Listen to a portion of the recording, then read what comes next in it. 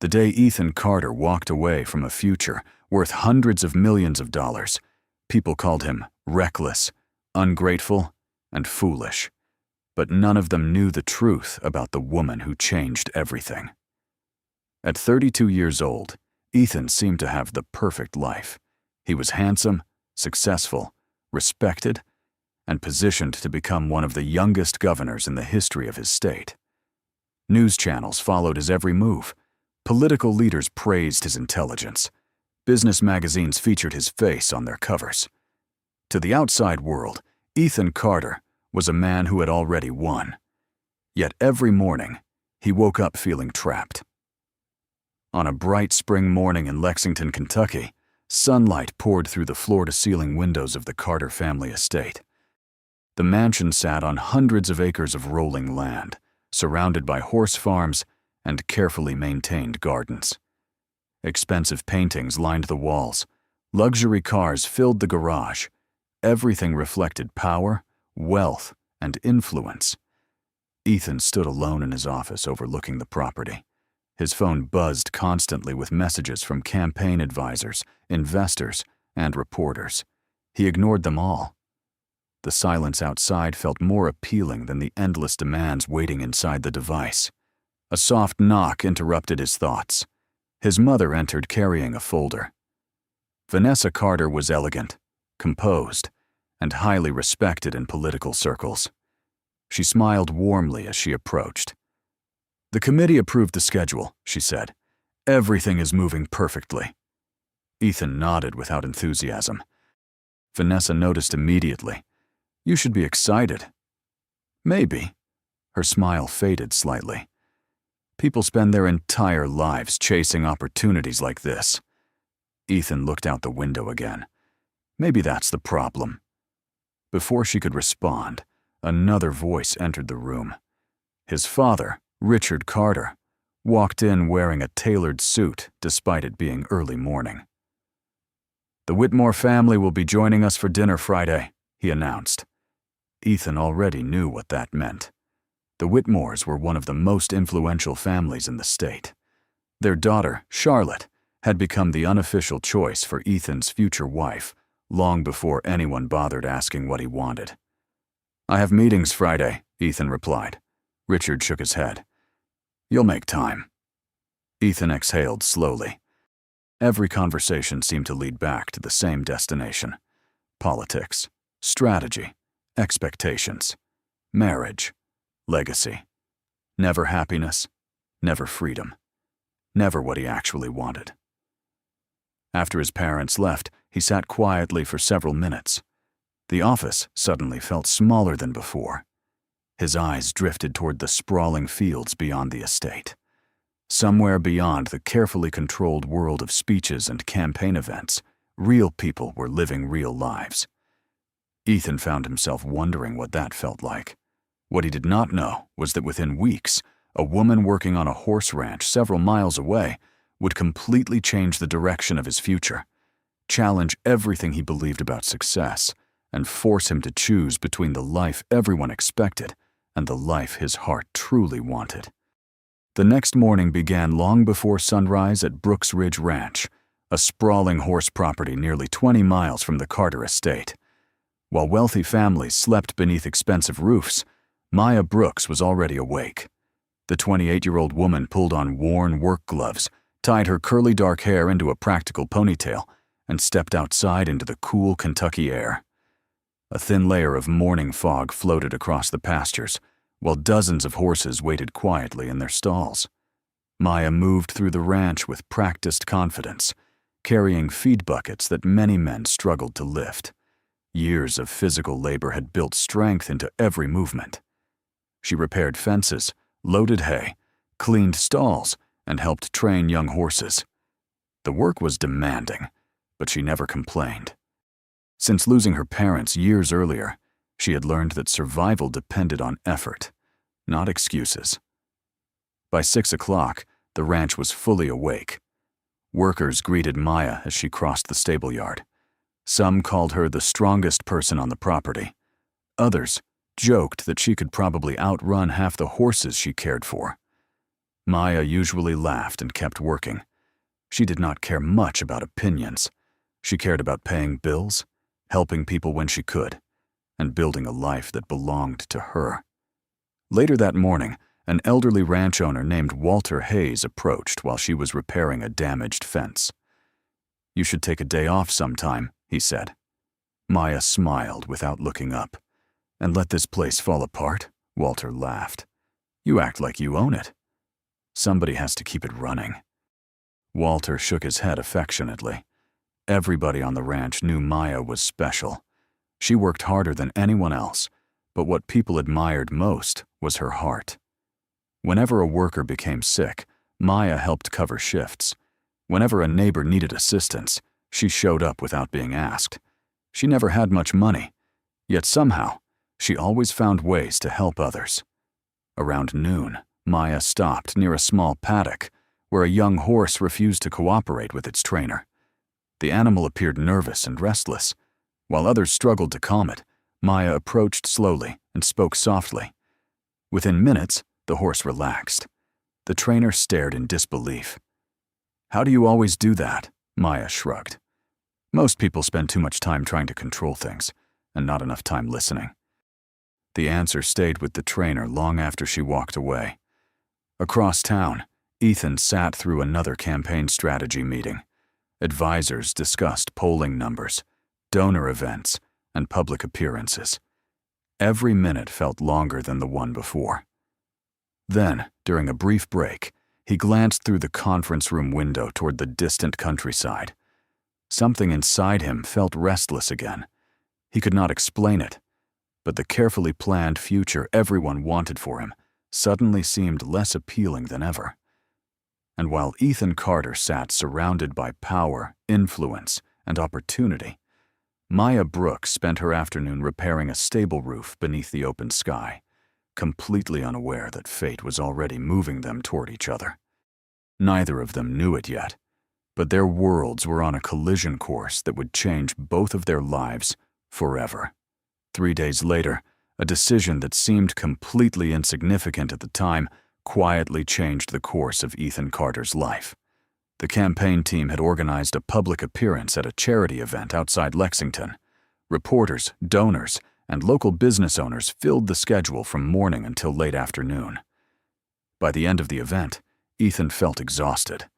Every conversation sounded the same. Every handshake felt rehearsed.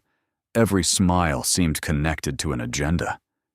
As his driver prepared to take him back to the estate, Ethan noticed a narrow country road branching away from the highway. Beyond the trees, he could see open fields stretching toward the horizon. For reasons he could not explain, he suddenly spoke up. "Take the next turn." The driver looked surprised. "Sir?" "Just drive." 10 minutes later, they arrived near Brooks Ridge Ranch.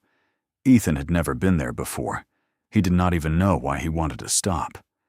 Something about the peaceful landscape felt different from the carefully managed world he lived in. He stepped out of the vehicle and told his driver he wanted to walk for a while. The afternoon sun hung low in the sky as he followed a fence line bordering the ranch property. Horses grazed quietly nearby. The sound of distant laughter drifted across the fields. Then he saw her. Maya stood on top of a wooden fence post, nearly 6 feet above the ground, repairing a section damaged during a recent storm.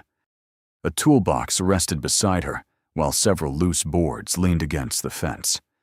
She moved with confidence and balance, completely focused on her work. Ethan stopped walking without realizing it. He had met celebrities, executives, and politicians from around the country. Yet something about this woman immediately captured his attention, not because she was trying to impress anyone. Quite the opposite. She looked completely unaware that anybody was watching. A sudden gust of wind knocked a board sideways. Maya caught it instantly before it could fall. "Nice save," Ethan called out. Maya glanced down for the first time. Her expression carried more curiosity than excitement. "Thanks." She returned to work. Ethan waited. Most people recognized him within seconds. Maya did not seem interested in figuring out who he was. Finally, he stepped closer. You do this often? She looked at the damaged fence. Repair things? Yes. Only every time something breaks. Ethan laughed softly. Maya climbed down from the fence and picked up another board. You're not from around here. What gave it away? Your shoes. Ethan looked down. My shoes? Nobody wears shoes that expensive to walk through a horse ranch. He could not help smiling. You notice that? People notice things when they spend their lives fixing them. The answer caught him off guard. For a moment, neither spoke. Then Maya tilted her head slightly. You look familiar. Ethan finally expected recognition. Instead, she added, Have you ever sold insurance on television? He laughed harder than he had in weeks. No. Maya shrugged. Then I have no idea who you are. Something about that response felt strangely refreshing. Nobody cared about his title. Nobody cared about his money. Nobody cared about his future campaign. Standing beside that weathered fence, Ethan Carter felt like an ordinary man for the first time in years. And as Maya returned to her work, she unknowingly left him with a thought that stayed in his mind long after he drove away. Some of the most extraordinary people in the world never appear in the rooms where powerful people spend their lives searching for them.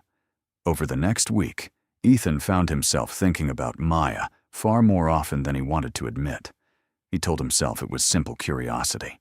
After all, meeting someone who treated him like an ordinary person was rare. Yet every time he sat through another strategy meeting or attended another fundraising dinner, his mind drifted back to the ranch. By Thursday afternoon, he finally stopped pretending. Instead of heading directly home after a campaign event, he drove back to Brooks Ridge Ranch. The moment Maya spotted him walking across the property, she shook her head in amusement. You again, Ethan smiled. That sounds unwelcoming. It sounds observant. She continued stacking feed bags while speaking. Most people do not visit horse ranches twice in 1 week unless they work here. Maybe I am considering a career change, Maya laughed. You would last about 3 hours. That little confidence? That much realism? Ethan found himself smiling again. Around Maya, conversations felt effortless. There were no hidden motives, no carefully crafted public relations messages, no expectations attached to every sentence. As the afternoon passed, he helped carry supplies, repaired a few loose boards under Maya's supervision, and listened as ranch workers shared stories about daily life. For the first time in months, he completely forgot about polling numbers and campaign schedules. Later, while taking a short break beneath a large oak tree, Maya handed him a bottle of water. You are not as useless as I expected. Ethan placed a hand over his heart dramatically. That might be the nicest thing anyone has said to me all week. Maya rolled her eyes. Your life must be difficult. The teasing continued naturally, but Ethan noticed something else. Whenever workers approached Maya with problems, she always stopped to help. When an older employee struggled with a heavy gait, Maya fixed it.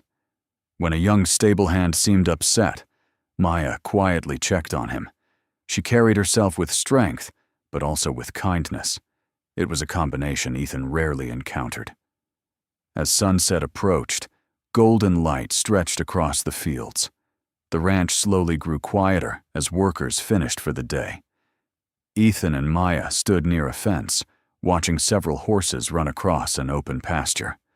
For a few moments, neither spoke. Then Maya glanced toward him.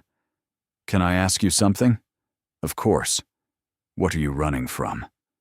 The question caught him completely off guard. Ethan looked away briefly. Why do you think I'm running from something? Maya leaned against the fence. Because people who are happy with their lives do not keep disappearing into random horse ranches on weekday afternoons. Ethan laughed softly, but the answer stayed with him. Maya continued watching the horses. You always look like somebody carrying a weight nobody else can see.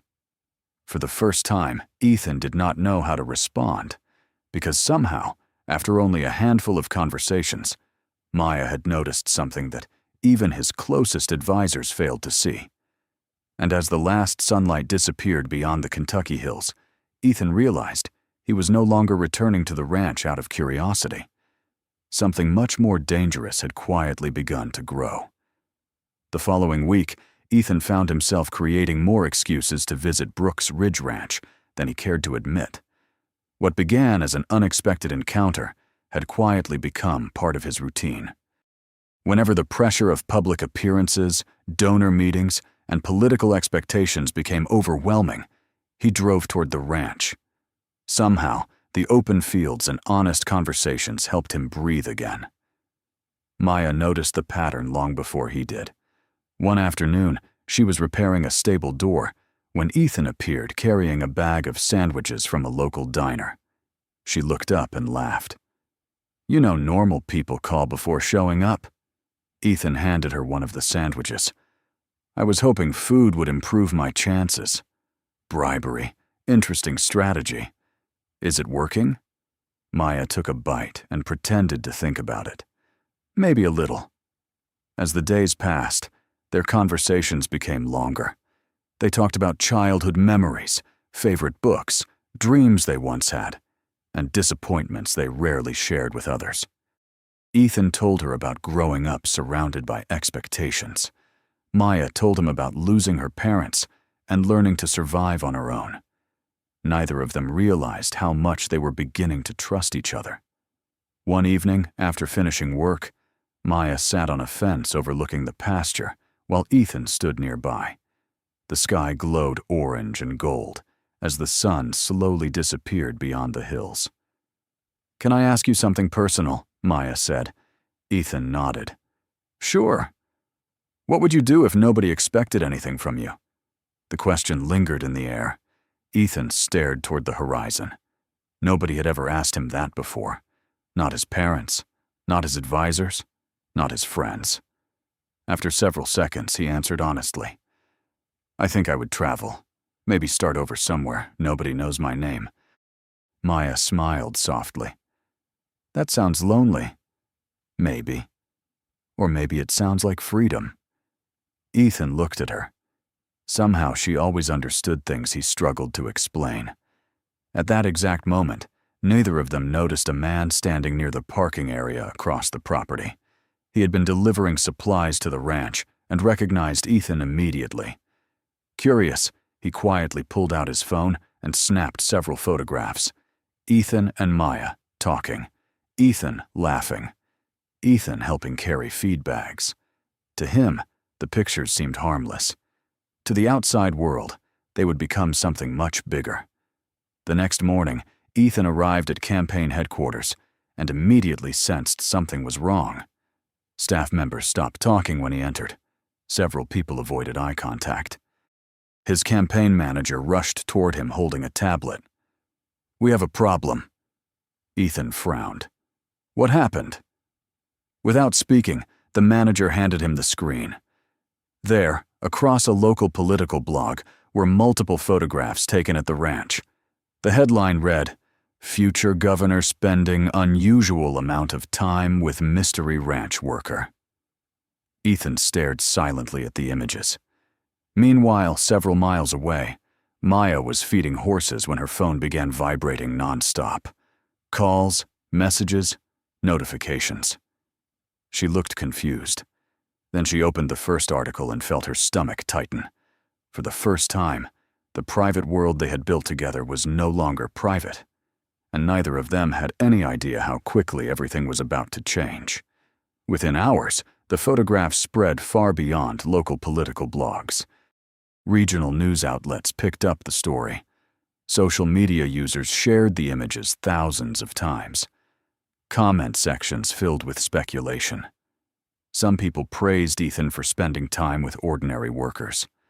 Others accused him of creating a publicity stunt.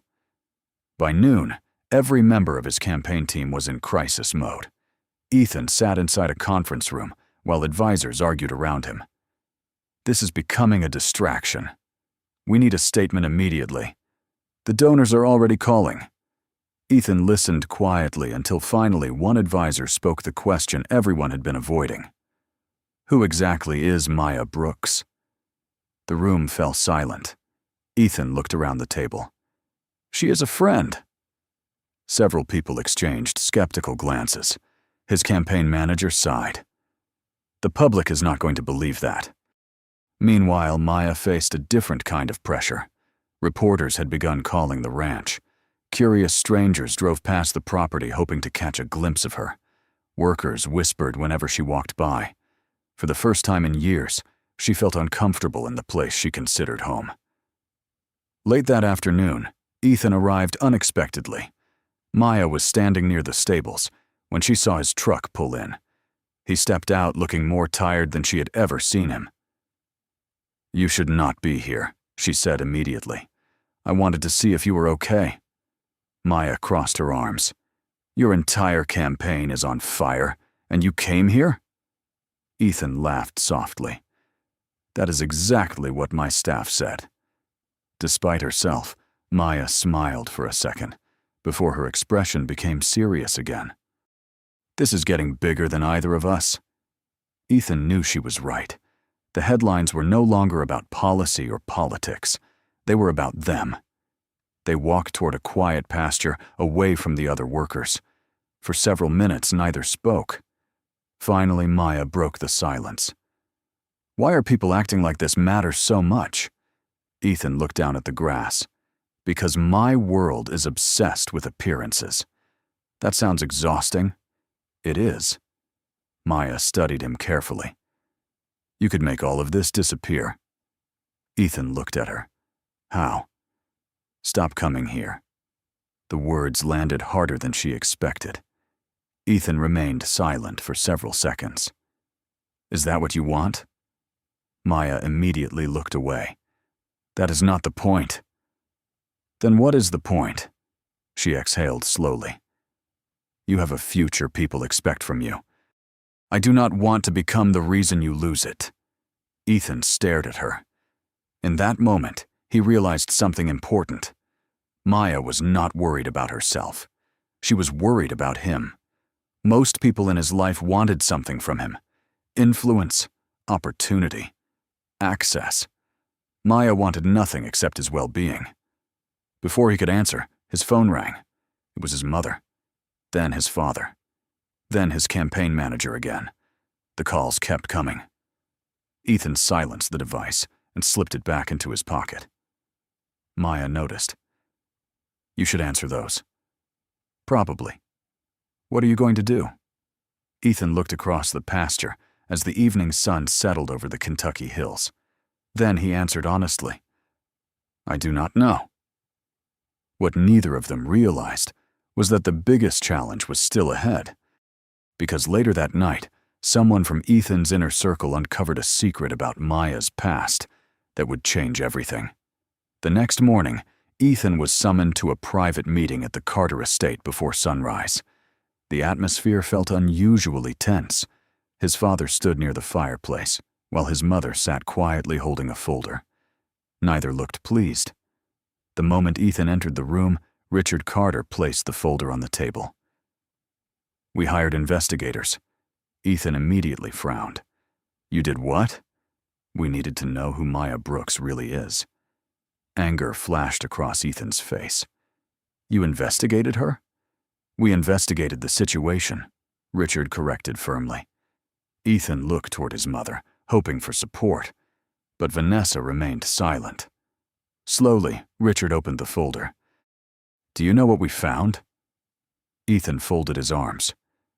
"Apparently, you are going to tell me." Richard slid several documents across the table. When Maya was 19, she received a full scholarship to one of the best veterinary programs in the country. Ethan blinked. That was not what he expected. "What happened?" Vanessa finally spoke. "She turned it down." Ethan looked confused. "Why would someone do that?" For the first time, his mother's expression softened. "Because 6 months before enrollment, her parents died in a highway accident." Silence filled the room. Richard continued. She became the legal guardian of her 14-year-old brother. Ethan stared at the documents. She gave up the scholarship? Yes, Vanessa nodded quietly. According to everyone interviewed, she worked multiple jobs, paid the bills, kept her brother in school, and never accepted charity. Ethan sat down slowly. He had known Maya was strong. He had not realized how much she had sacrificed.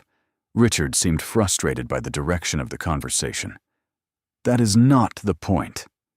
It sounds like exactly the point, Ethan replied. His father ignored the comment. The point is that she does not belong in your world. Ethan looked up sharply. You just described someone with more character than half the people I meet at political fundraisers. Richard's jaw tightened. This is not about character. Then what is it about? Reality. The argument ended only when Ethan stood and walked out. An hour later, he drove directly to the ranch. Maya was repairing a gate when she saw him approaching. Something in his expression immediately caught her attention. What happened? She asked. Ethan stopped beside her. Why did you never tell me about the scholarship? Maya froze. For a moment, she said nothing. Then she looked away. Who told you? Does it matter? She sighed softly. Not really. Ethan waited.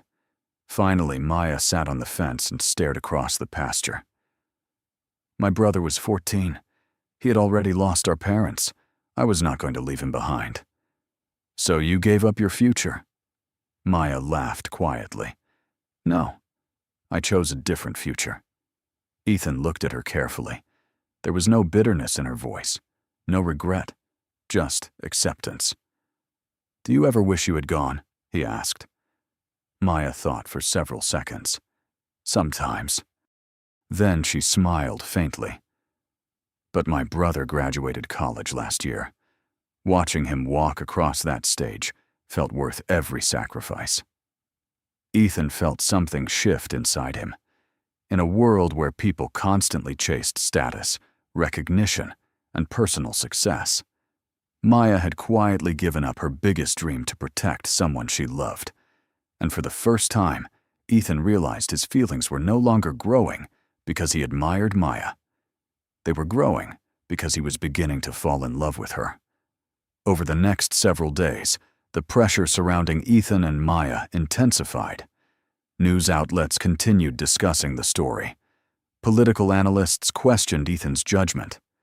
Donors quietly expressed concern. At the Carter estate, every conversation seemed to revolve around the same subject. One evening, Ethan returned home to find his parents waiting in the library. The atmosphere felt unusually serious. Richard Carter stood beside the fireplace, while Vanessa sat quietly on a leather sofa. We need to talk, Richard said. Ethan already knew where the conversation was heading. He sat down across from them and waited. His father took a deep breath. The campaign board met this afternoon. Ethan remained silent. Several major supporters are threatening to withdraw funding. Vanessa looked down at her hands. Richard continued. They believe this situation is damaging your future. Ethan laughed bitterly. My future or their plans for it? The question hung in the room. Nobody answered immediately. Finally, Vanessa spoke softly. People are worried. About what? Ethan asked. That you are making emotional decisions. Ethan looked at both of them. For the first time in my life, I am making honest decisions. Richard's expression hardened. Honesty does not always come without consequences. The conversation lasted nearly an hour. By the time Ethan left the room, one message had become painfully clear. His family believed he was risking everything. The following morning, he drove directly to the ranch. But the moment he arrived, something felt wrong. Maya was standing alone near the pasture fence. Her usual energy seemed gone. She looked tired, quiet, distant. Ethan approached slowly. What happened? Maya avoided eye contact. I spoke with your mother yesterday. Ethan froze. She came here? Maya nodded. She was polite. The pause that followed felt heavy. "But?" Ethan asked. Maya finally looked at him. There was sadness in her eyes. "She told me what this is costing you." Ethan immediately understood. "Maya, let me finish." Her voice remained calm, but it carried a pain he had never heard before. "She showed me articles, poll numbers, statements from donors." Ethan shook his head. "None of that matters. It matters to everyone around you, not to me." Maya looked away toward the distant hills. "That is the problem." For several seconds, neither spoke. A cool breeze moved across the pasture. Horses grazed quietly nearby, completely unaware that two lives were changing forever. Finally, Maya turned back toward him. "You have spent your entire life building something important. And I do not want to become the reason it falls apart." Ethan stepped closer. "You are not." Maya's eyes filled with emotion. "Maybe not intentionally, but it is happening anyway." He wanted to argue. He wanted to tell her she was wrong. Yet deep down, he knew she was carrying a burden she never asked for. Then Maya did something Ethan never expected. She forced a small smile and took a step backward. "I think you should stop coming here for a while." The words hit harder than any political attack ever could. Ethan stared at her. "You do not mean that." Maya looked at him for a long moment before answering. "Maybe I do." But as she turned and walked away, Ethan noticed something that terrified him. For the first time since they met, Maya did not look strong. She looked heartbroken. For the next 2 weeks, Ethan respected Maya's request, at least physically. He stayed away from the ranch. He stopped driving down the familiar country roads. He buried himself in campaign meetings, interviews, and public appearances. From the outside, it appeared that everything was returning to normal. Headlines slowly shifted toward politics again. Donors relaxed. Advisors praised his renewed focus. Yet inside, nothing felt normal. Every success felt empty. Every speech sounded hollow. Every room seemed louder than before. One evening, Ethan stood alone on the balcony of the Carter estate, overlooking miles of Kentucky countryside. His phone buzzed with congratulatory messages after a successful campaign event, but he ignored them. Instead, he found himself staring toward the distant horizon, where Brooks Ridge Ranch sat beyond the rolling hills. At that same moment, Maya stood outside her small home watching the sunset. She had thrown herself into work, hoping exhaustion would quiet her thoughts. It did not.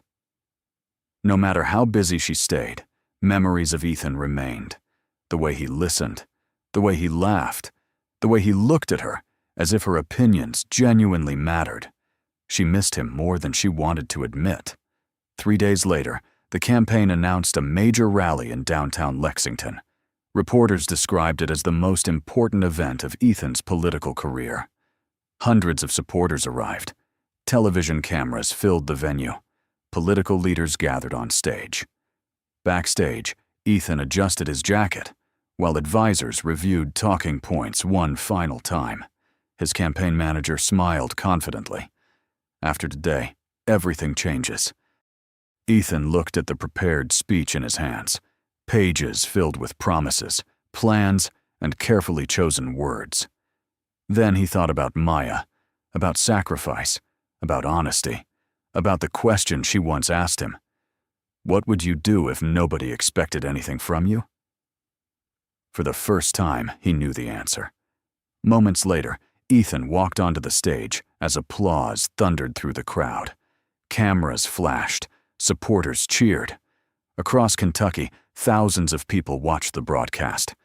At the ranch, workers gathered around a small television inside the break room. Maya stood near the back, arms folded tightly.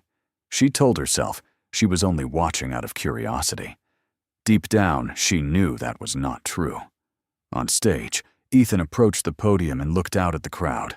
The prepared speech sat in front of him. Slowly, he closed the folder.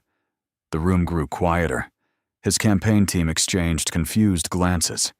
Ethan took a deep breath. "My entire life," he began.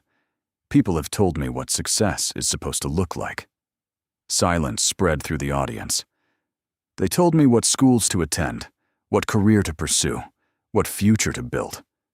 His voice remained calm. "And for many years, I believed that if I followed every expectation, I would eventually feel fulfilled." Even the reporters stopped typing. "But recently, I met someone who reminded me that success means very little if you lose yourself along the way." Back at the ranch, Maya's heart began racing. Ethan smiled faintly. "For the first time in my life, I want to make a decision because it is honest, not because it is popular." Then, to the shock of everyone watching, Ethan stepped away from the podium. He walked off the stage, past confused advisors, stunned donors, and speechless reporters. An hour later, his truck pulled into Brooks Ridge Ranch.